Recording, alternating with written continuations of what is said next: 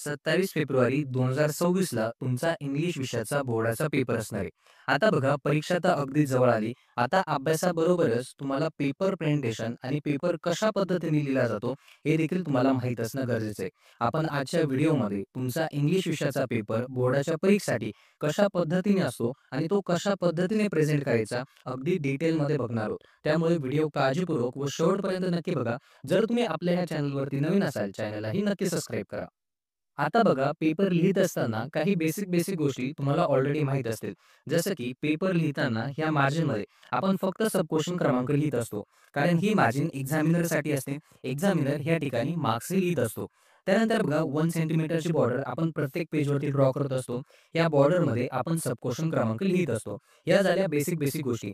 आता बघा तुमचा बोर्डाचा इंग्लिश विषयाचा पेपर कशा पद्धतीने असतो आणि तो कशा पद्धतीने प्रेझेंट केला पाहिजे ते आता आपण बघूया. तर बघा तुमचा इंग्लिश विषयाचा पेपर एकूण 5 सेक्शनमध्ये डिव्हाईड केलेला असतो. ज्यामध्ये तुमचा पहिला सेक्शन असतो लँग्वेज स्टडीचा. आता बघा लँग्वेज स्टडी हा सेक्शन तुम्हाला कशा पद्धतीने असणार आहे आणि तो कशा पद्धतीने प्रेझेंट करायचा ते आता आपण बघूया. तर बघा सगळ्यात वरती तुम्हाला सेक्शनचं नाव द्यायचंय. त्यानंतर ह्या चौकटीमध्ये आपण क्वेश्चन नंबर लिहित असतो आणि त्यानंतर आपल्याला सब क्वेश्चन क्रमांक लिहायचा आहे आणि त्यानंतर आन्सर रायटिंगला सुरुवात करायची. आता बघा क्वेश्चन नंबर 1A चा पहिला सब क्वेश्चन असतो. तुम्हाला ह्या क्वेश्चनमध्ये तुम्हाला मिसिंग लेटर फिलअप करायचं असतं. तुम्हाला 4 वर्ड्स दिले जातात आणि त्यामधला कोणतं लेटर मिसिंग आहे ते तुम्हाला लिहायचं असतं. आता बघा मिसिंग लेटर लिहित असताना जे लेटर तुम्ही फिलअप केलं त्याला हायलाइट करायला म्हणजे अंडरलाईन करायला तुम्हाला विसरायचं नाही. आता बघा ह्या प्रत्येक वर्डला तुम्हाला हाफ मार्क्स असतो. ओके, असा 2 मार्क्ससाठीचा तुमचा हा क्वेश्चन असणार आहे. तर बघा हा झाला तुमचा पहिला सब क्वेश्चन. त्यानंतर दुसरा सब क्वेश्चन असतो. यामध्ये तुम्हाला अल्फाबेटिकल ऑर्डरमध्ये वर्ड्स अरेंज करायचे असतात. तुम्हाला 2 अरेंजमेंट दिले जातात. प्रत्येक अरेंजमेंटला 1 मार्क्स असतो. असा एकूण 2 मार्क्ससाठीचा हा तुमचा क्वेश्चन असणार आहे.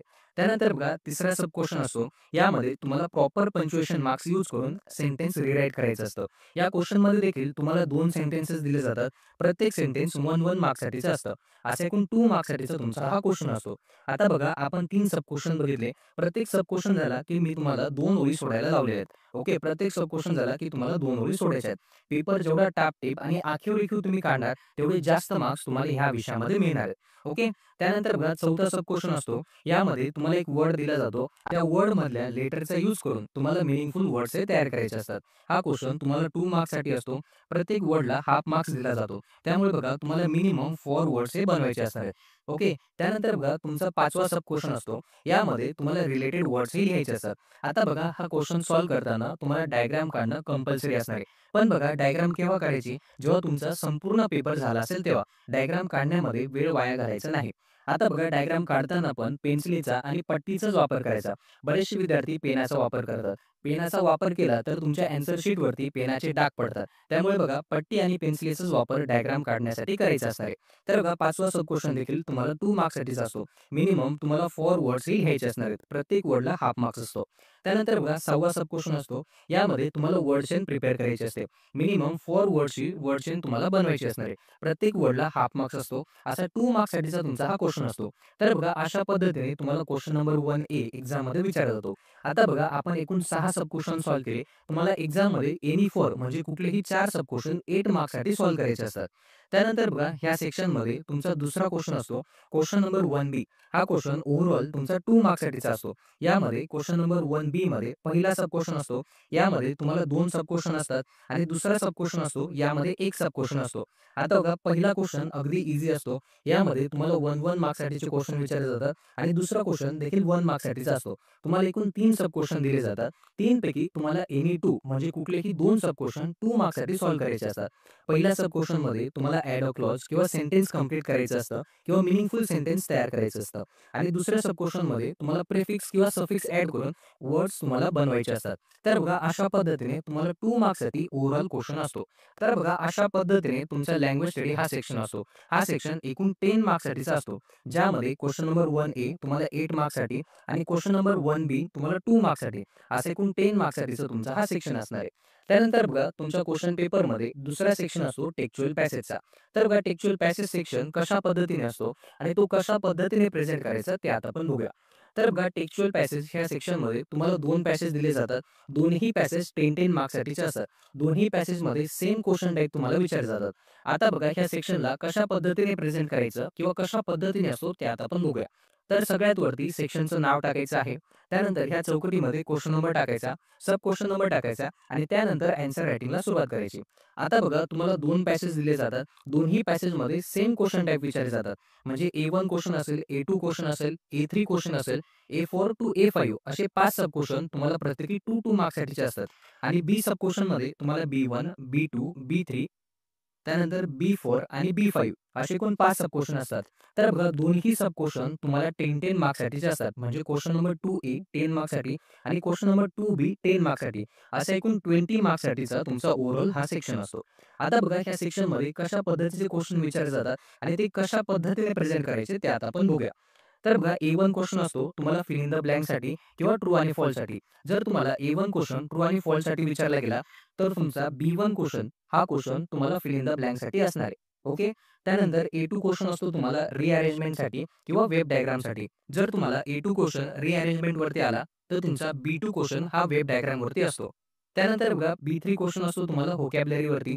ओके. अगदी ईझी क्वेश्चन असतो. यामध्ये मॅच द पेअर किंवा सिनोनिम्स, अँटोनिम्स असे सोपे क्वेश्चन तुम्हाला विचारले जातात. A3 आणि B3 क्वेश्चन्स तुम्हाला व्होकॅब्युलरीवरती असणार आहे. त्यानंतर बघा A4 क्वेश्चन असतो तुम्हाला ग्रामरशी रिलेटेड. ओके. A4 क्वेश्चनमध्ये तुम्हाला ग्रामरवरती क्वेश्चन हे विचारले जातात. ओके. 2 मार्क्ससाठीचा प्रत्येक सब क्वेश्चन तुम्हाला असणार आहे. त्यानंतर बघा A5 क्वेश्चन असतो तुम्हाला पर्सनल रिस्पॉन्सवरती. आता बघा ह्या क्वेश्चनमध्ये पण मी तुम्हाला सांगतो, की ज्या ठिकाणी तुम्हाला पॉइंटेड फॉर्मॅटमध्ये ॲन्सर लिहिता येईल, त्या ठिकाणी पॉइंटेड फॉर्मॅटमध्येच ॲन्सर लिहायचं आहे. ओके. यामुळे 2 फायदे होतात. जेव्हा तुम्ही पॉइंटेड फॉर्मॅटमध्ये ॲन्सर लिहितात, तुम्हाला इझिली 2 आउट ऑफ 2 मार्क्स या क्वेश्चनला मिळतात आणि तुमचा वेळ वाचतो. त्यामुळे बघा तुम्हाला A5 क्वेश्चन जो असतो पर्सनल रिस्पॉन्सचा, यामध्ये ट्राय करायचं की तुम्ही पॉइंटेड फॉर्मॅटमध्येच ॲन्सर लिहा. ओके. हा झाला तुमचा A5 क्वेश्चन. अशाच पद्धतीने तुमचा B1 क्वेश्चन असतो, B2 क्वेश्चन असतो, B3 क्वेश्चन असतो. ओके. B4 क्वेश्चन असतो आणि B5 क्वेश्चन असतो.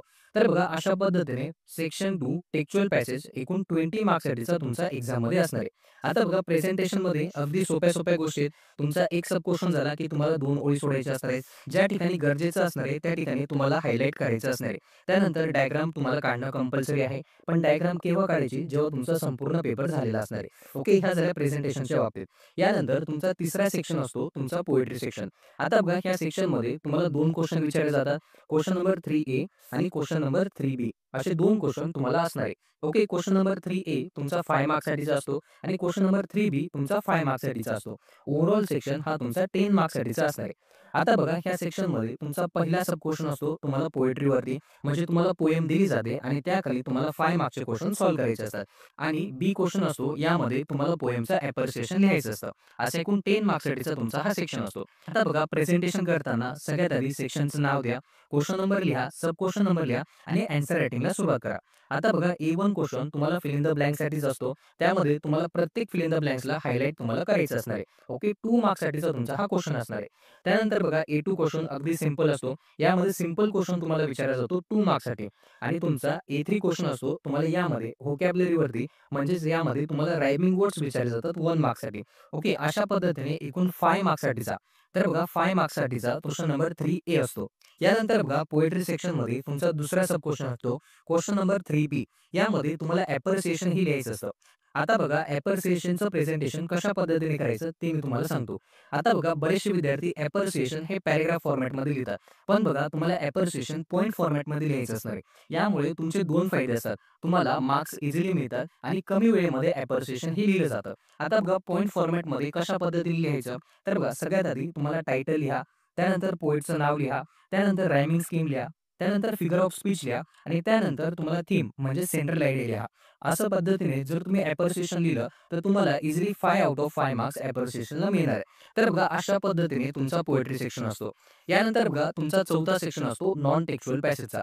तर बघा ह्या सेक्शनमध्ये देखील तुम्हाला टेक्स्चुअल पॅसेज ह्या सेक्शनसारखे क्वेश्चन हे विचारले जातात. फक्त तुमचा पॅसेज हा नॉन टेक्स्चुअल असतो. म्हणजे पुस्तकाचा बाहेरचा पॅसेज तुम्हाला ह्या सेक्शनमध्ये दिलेला असतो.